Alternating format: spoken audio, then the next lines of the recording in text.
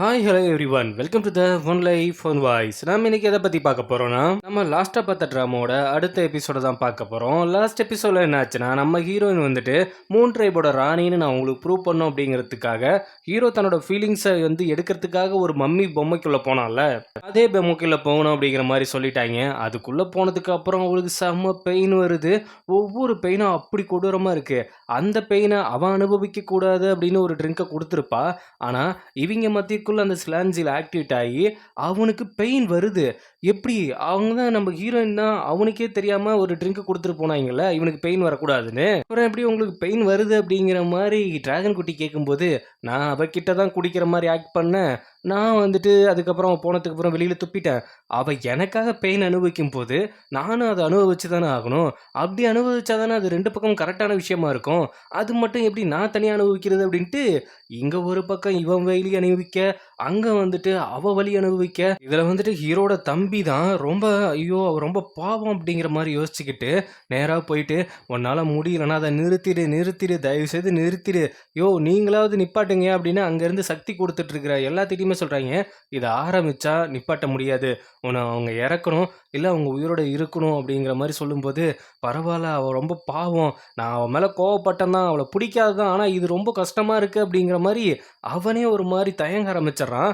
அதுக்கப்புறம் அங்கே இருக்கிறவங்களே, நீ இதை அக்செப்ட் பண்ணிக்கிறன்னா ஒரு 3 டைம் தட்டுமா, அதுக்கப்புறம் முடியலன்னா நீயே சொல்லு நான் வெளியில் எடுத்துடுறோம் அப்படிங்கிற மாதிரி அவங்க சொல்ல, அவள் ஹீரோக்கிட்ட இருந்த ஒவ்வொரு நிமிஷத்தையும் நினச்சி பார்த்துக்கிட்டு, நான் இருப்பேன், நான் அதை பண்ணி முடிப்பேன் அப்படிங்கிற மாதிரி அதை கண்டினியூ பண்ணுவேன் அப்படிங்கிற மாதிரி உள்ளேருந்து சத்தம் கொடுக்குறா. கொடுத்த உடனே எல்லாருக்குமே ஷாக்கு, அவள் உயிரோட தான் இருக்கானே அப்படின்ட்டு. அதுக்கப்புறம் வெளியில் வந்து விழுவா பாருங்களேன், அங்கே இருக்கிற எல்லாமே அவளை ராணியை எடுத்துகிட்டு மண்டி போட்டு எங்களோட ராணி ராணி அப்படின்னு கத்த ஆரம்பிச்சிடுறாங்க. அவங்க மட்டும் கிடையாது, நம்ம ஹீரோட தம்பியும் மண்டி போட்டு நான் தான் என்னோட ராணி அப்படிங்கிற மாதிரி அவனும் மண்டி போட ஆரம்பிச்சிட்றான்.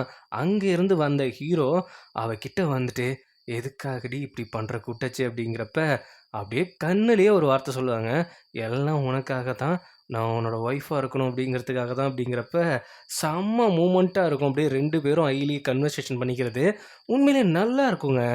அங்கே கட் பண்ணி நம்ம சாச்சோனை தான் காமிக்கிறாங்க. அவனோட போனை எடுக்கிறதுக்காக கொண்டாந்து நிப்பாட்டி வச்சுருக்காங்க, அதுவும் கட்டி போட்டு. இங்கே பாரு, நீ துரோகியோட சேர்ந்து ஒர்க் பண்ணதுக்காகவும் இந்த சொர்க்கத்தோட விதிமுறைகளை நிமிர்றதுக்காகவும் மறுபடியும் மறுபடியும் அவளை துரோகின்னு சொல்லாதீங்க, அவள் துரோகி தான். அதனால ஒன்று நாங்கள் இந்த இம்மோட்டல் இதில் இருந்துகிட்டே வெளியில் எடுக்க போகிறோம் அப்படிங்கிற மாதிரி முடிவு பண்ண, அங்கேருந்து டைலாண்ட் பைப்பில் டக்கு டக்குன்னு ஓடி வந்துட்டு, அவர் மேலே எந்த ஒரு தப்புமே இல்லை, எப்படி தப்பு இல்லைன்னு சொல்லுவேன். அதாவது சாச்சுவான் காப்பாற்றினது வந்துட்டு ஜிலான் அந்த கிளானோட காடஸை தான் காப்பாற்றிருக்காரு. இது வந்துட்டு அன்னைக்கு நடந்த விஷயம் அப்படின்னு ஹீரோயின் வந்து டிரான்ஸ்ஃபர்மேஷன் ஆயிருப்பாள்ல, அந்த விஷயத்த அப்படியே அவங்களுக்கு போட்டு காட்டணுன்னு அவங்களுக்கு நல்லா புரிஞ்சு போச்சு, அவங்க துரோகியாக இருக்க முடியாது. அது மட்டும் இல்லாமல் சாச்சுவான் பண்ணதும் கரெக்டுங்கிற மாதிரி ஆயிடுது. ஏன்னா ஹீரோயின் வந்துட்டு ஒரு காடஸில் அவளை காப்பாற்றுறது அவனோட பொறுப்பு தான், அதுக்காக தான் அப்படி பண்ணியிருக்காங்கிற மாதிரி ரூலை மாற்றி இப்போ அவனுக்கு தண்டனை கொடுக்க மாட்டாங்க அப்படிங்கிற மாதிரி முடிவாயிடுது. அது மட்டும் இல்லாமல் நான் ஒரு விஷயத்த ஸ்டார்டிங்லேருந்து மிஸ் அண்டர்ஸ்டாண்டிங்காகவே பண்ணிகிட்டு இருந்திருக்கேன். ஒரு விஷயம் என்னென்னா, நம்ம சிடி உமனுக்கும் சாச்சுவனுக்கும் தான் நிச்சயம் ஆச்சுன்னு நினச்சேன். நோ நோ, நம்ம ஹீரோயினுக்கும் அதுக்கப்புறம் நம்ம சாச்சுவனுக்கும் தான் நிச்சயம் இருக்குது. இதை மட்டும் கொஞ்சம் மன்னிச்சுக்கோங்க. சப்டைட்டில் புரியாததால கொஞ்சம் சங்கட்டமான மனநிலைமையில் தள்ளப்பட்டு விட்டேன், வேற எதுவுமே கிடையாது. இப்போ என்ன பண்ணுறாங்கன்னா, நீ தான் வந்துட்டு காட் ஆஃப் வாராக இருக்க போகிற அப்படிங்கிற மாதிரி மறுபடியும் அந்த பொறுப்பை கொடுத்தோன்னே, அதை போங்கயா நான் நார்மலான மனுஷனாகவே இருந்துக்கிறேன், எனக்கு ஒன்றும் இது அவசியம் இல்லை அப்படிங்கிற மாதிரி பேசிகிட்டு இருக்கான். அந்த நேரத்தில் நம்ம மாஸ்க்மேன் ஜெயிலில் தானே இருக்கான். அவன் என்ன ரிப்போர்ட் கொடுத்துருக்கான்னா, இதுக்கெல்லாம் காரணம் வந்துட்டு ஹீரோவோட கிளான் தான், அவங்க தான் எல்லாத்தையும் கொன்னாங்க அப்படிங்கிற மாதிரி ரிப்போர்ட் கொடுத்துருக்கான். செம்ம காண்டில் சாச்சுவான் போயிட்டு, எதுக்கு என் அண்ணனை ட்விஸ்ட் பண்ணி விட்ற, அது மட்டும் இல்லாமல் உனக்கு இப்போ போர் தான் நடக்குமா, இங்கே பாரு நான் தெளிவாக சொல்லிட்டேன், நான் ஒன்றும் ட்விஸ்ட்டு பண்ணிடுறான்ல, நேராக உங்கள் அண்ணன் என்னை வந்து பார்த்தாங்க, நடந்த உண்மையை நான் மேலோட்டதான்பா சொன்னேன். அவரு தான் போர் வேணும் போர் வேணுங்கிற மாதிரி சண்டை போட்டுக்கிட்டு அவரே ஒரு முடிவு பண்ணிட்டு போயிட்டாரு. இப்போ எல்லாம் போருக்கு ரெடி ஆகுறாங்களா, எனக்கு தேவையான விஷயம் அதுதான். அப்படி இருந்தாலும் நான் என்னோட மோட்டிவ் என்ன அப்படிங்கிறது வேற மாதிரி, அதெல்லாம் உனக்கு சொல்ல முடியாது அப்படிங்கிற மாதிரி சொல்கிறப்ப, என்கிட்ட நீ பொய் சொல்லி என்னையும் மேனிப்புலேட் பண்ணுறியா, இங்கே பாரு நான் உன்கிட்ட ஃப்ரெண்ட்ஷிப்லேயும் ட்ரூவாக தான் இருந்தேன். இங்கே இருக்கிற எல்லாத்துக்கிட்டையுமே நான் பொய் சொல்லிட்டு இருந்திருக்கேன். ஆனால் உன்கிட்ட மட்டும் நான் பொய்யே சொன்னது கிடையாது. இதை நீ நம்பி தான் ஆகணும். கொஞ்ச நாளில் இங்கே வார் வரப்போகுது, அது கன்ஃபார்மு. இல்லை வேற யாராலையும் இருக்கலாம். நீ தான் அதுக்கு தலைமை தாங்குற மாதிரி வரும்னு நினைக்கிறேன் அப்படிங்கிற மாதிரி இவன் ஒரு ட்விஸ்ட்டை வைக்க அவன் செம கடுப்பாயிட்டு போயிடுறான் அங்கேருந்து. வேற வழி. அங்கே பார்த்தா நம்ம டைலானோட அப்பா தனியாக நடந்து போயிட்டு இருக்கும்போது பிளாக் லேடி வந்துட்டு, என்னங்க எப்படி இருக்கீங்க, நல்லா இருக்கீங்களா? நீயா, நீ எப்படி இங்க? எப்படி கேட்க மாட்டீங்க? உங்களுக்கு என்னோட கார்டு வந்துட்டு, அதாவது என்னோட மாஸ்டர் வந்துட்டு ஹெல்ப் பண்ணார்ல, இப்போ அவர் ஜெயிலில் இருக்காரு. இப்போ வந்துட்டு நீங்கள் அவருக்கு ஹெல்ப் பண்ணி தானே ஆகணும். நான் ஹெல்ப் பண்ணுறது வந்துட்டு இம்மோர்டலாக இருக்கிற அவனுக்கு மட்டும்தான் நான் ஹெல்ப் பண்ணுவேன். HCCTயோட தலைவருக்கு தான் நான் ஹெல்ப் பண்ண மாட்டேன். ஓஹோ, இப்படி ஒரு ட்விஸ்ட் வைக்கிறீங்களா? அப்போ நான் உங்களுக்கு ஒரு ட்விஸ்ட் வைக்கட்டுமா அப்படின்னு அவங்க அழிச்ச ஒரு ஹேர் பின்னை இவ கையில் எடுத்து காமிக்கிறா. இந்த ஹேர் பின்னை தான் நான் அப்போவே அழிச்சிட்டேனே, அது எப்படி சாத்தியம் அப்படிங்கும்போது அங்கே தான் இருக்குது ட்விஸ்டே. ஆக்சுவலி உங்களுக்கு பிறந்தது 2 குழந்தை. அதில் ஒரு குழந்தைய தான் உங்ககிட்ட கொடுத்தோம், இன்னொரு குழந்தைய நாங்களே வளர்த்துட்டோம். உங்கள் லேடி வந்துட்டு இறந்து போயிட்டாங்க, அது அவங்கள காப்பாற்றணும் அப்படிங்கிறத அவங்க விதியில் செத்துட்டாங்க. பட் இன்னொரு குழந்தை அது எங்கள் கிட்ட தான் இருக்குது அப்படிங்கும்போது என்னோட பொண்ணு யாரு யாரு அப்படிங்கிற மாதிரி அவர் பொண்ணு பாசத்தில் துடிச்சிட்டு இருக்காரு. அங்கே கட் பண்ணி நம்ம ஜூலின்றாங்க தான் காமிக்கிறாங்க. ஜூலி பைய பின்னாடி ஓடிக்கிட்டே இருக்கிறான். ரொம்ப நாள் ஆச்சு, நீ நான் டைம் ஸ்பெண்ட் பண்ண முடியல, நில்லடி பேசணும் அப்படிங்கிற மாதிரி சொல்லும்போது என்ன பேசணும், அதாவது என் மனசில் இருக்கிறத தட்டு தடுமாறி இடிச்சு இடிக்காத மாதிரியும், என்னது சொல்லிடுறேன், நான் உன்னை கல்யாணம் பண்ணிக்கணும்னு ஆசைப்பட்றேன், நீ ஆசைப்பட்றியா அப்படிங்கும்போது அவளால் எப்படி சொல்ல முடியும், நான் உங்களுக்கு துரோகம் பண்ணிட்டு இருக்கேன்டா, உங்கள்கிட்ட எல்லாத்தையும் நடிச்சிட்டு இருக்கேன்டா அப்படின்ட்டு. அதனால கொஞ்சம் அப்படியே யோசிச்சு பார்த்துட்டு, சரியா உன்னை நான் கல்யாணம் பண்ணிக்கிறேன் அப்படிங்கிற மாதிரி சொன்னோடனே அவன் கட்டி பிடிச்சி தூக்கி டான்ஸ் ஆடிட்டு இருக்கிறான் பயப்புல. அதுக்கப்புறம் வந்துட்டு நம்ம ஹீரோயின் அப்படியே வழியில் வந்துட்டு இருக்கும்போது டிராகன் பயப்புல மண்டி போட்டு வணக்கம் வைக்கிறான். டேய் இங்கே பாடுறா, நான் என்னதான் ராணியாக இருந்தாலும் நான் உனக்கு ஃப்ரெண்டு தான்.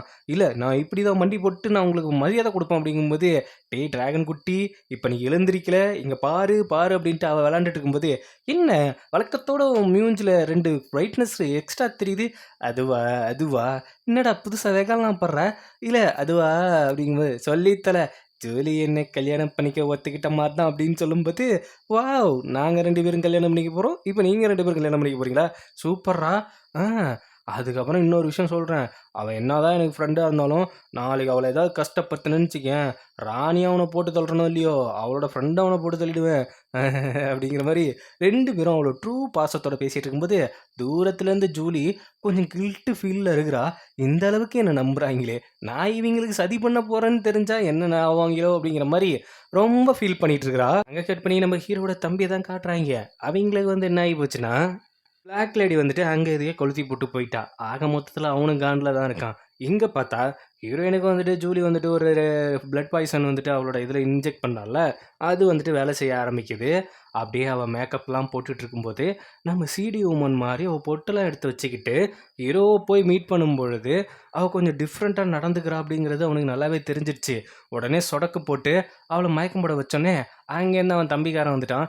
ஏன் அவள் இப்படி நடந்துகிட்டு இருக்கா, எதுக்காக இப்படி நடந்துட்டு இருக்கா, அது வந்து ஒரு ப்ராப்ளம் இருக்குது, என்ன ப்ராப்ளம் என்கிட்ட சொல்லாமல் இருக்கதை சொல்லு அப்படிங்கும்போது, ஒன்றும் கிடையாது, அவளோட உடம்புலேயும் இந்த சிடிகளோட எஃபெக்ட் இருக்குது, அவளோட போனில் அது கொஞ்சம் கொஞ்சமாக வெளியில் வந்துட்டுருக்கு, வேறு எதுவுமே கிடையாது. இப்போ என்னென்னா நான் அவள் கையில் அந்த பிரேஸ்லெட் போட்டு விட்டதே அந்த சக்தி வெளிப்படாமல் இருக்கணும் அப்படிங்கிறதுக்காக தான். நாட்கள் நெருங்க நெருங்க அதுவும் கொஞ்சம் வீக் ஆகிட்டுருக்கு. அது மட்டும் இல்லாமல் அவள் காடஸோட பவர் வெளியில் வேலை வந்துச்சா, அதனால் இப்போ மறுபடியும் அவள் வெளியில் வர ஆரம்பிக்கிறா. அப்படி வெளியில் வந்தாங்கன்னா அவளும் இறந்து போவா, நானும் இறந்து போவேன் அப்படின்னு சொல்லும்போது, நான் அப்போவே சொன்னேன், அந்த வாளை வச்சு உங்கள் 2 பேர்த்துக்கு மத்தியில் இருக்கிற அந்த இதை உடச்சிடலாம் அப்படின்னு சொன்னேன். மறுபடியும் மறுபடியும் கேட்காம என்னை இப்படி தடுத்துக்கிட்டே இருக்க, போகிற போக்க பார்த்தா நான் அவங்கள கொல்ற மாதிரி இருக்கும் அப்படிங்கும்போது, இன்னொரு டைம் அவளை கொல்ற பற்றி பேசினேன், நானே உன்னை கொன்றுவேன், என்ன பண்ண சொல்கிற, அங்கே எங்கள் இம்மோர்டல் காட்ஸ் எல்லாமே நம்ம மேலே போர் தொடுக்கிறதுக்காக அவ்வளோ பேர்த்தோட வந்திருக்காங்க.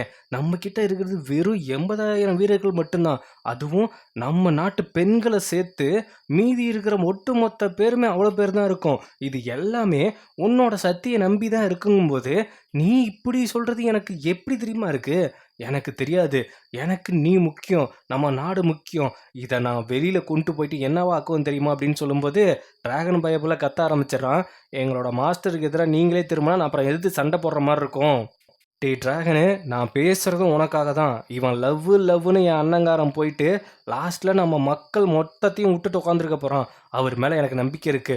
எனக்கும் தான் நம்பிக்கை இருக்கு. ஆனா எல்லாம் பிராக்டிக்கலா யோசிச்சு பார்த்தா இவனுக்கு இப்போதைக்கு லவ்வை தவிர வேற எதுவும் முக்கியம் இல்லைன்னு தான் தோணுது அப்படிங்கிற மாதிரி சொல்லிட்டு அவன் கத்திட்டு அங்கேருந்து போயிடுறான். எனக்கு வந்துட்டு நாட்டு மேல பற்றா இல்ல அண்ணன் மேல பற்றானே தெரியல.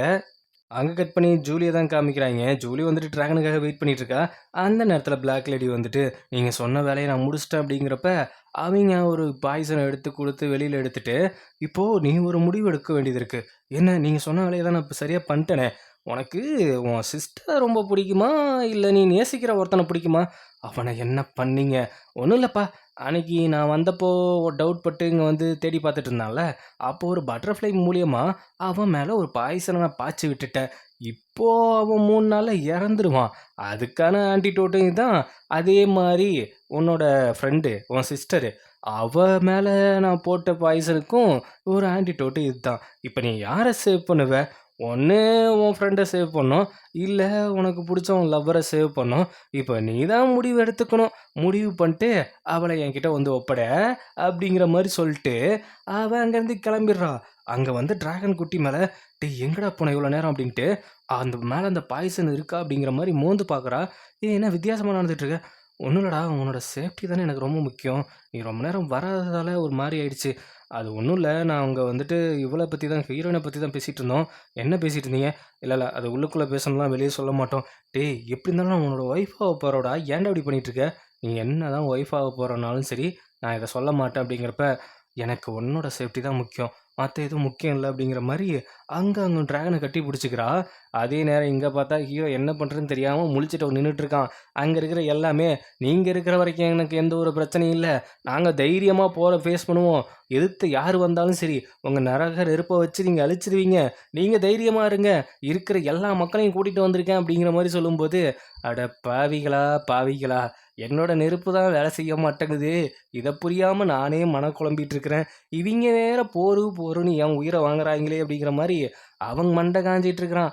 ஒரு பக்கம் அவன் தம்பிக்காரன் ஏறுன்னு ஏறுறான், இன்னொரு பக்கம் ஹீரோயினோட கல்யாணம் வேறு இருக்குது, இன்னொரு பக்கம் இவங்க வேற இம்மர்டல் காட்ஸ் வேற சும்மா இருக்காமல் அவங்க வேற போர் பண்ணணும்னு வந்துட்டு இருக்காங்க. என்ன பண்ணுறதுன்னு தெரியாமல் மொழின்னு முழிச்சிட்டு இருக்கிறான். அதோட இந்த எபிசோடும் முடியுது.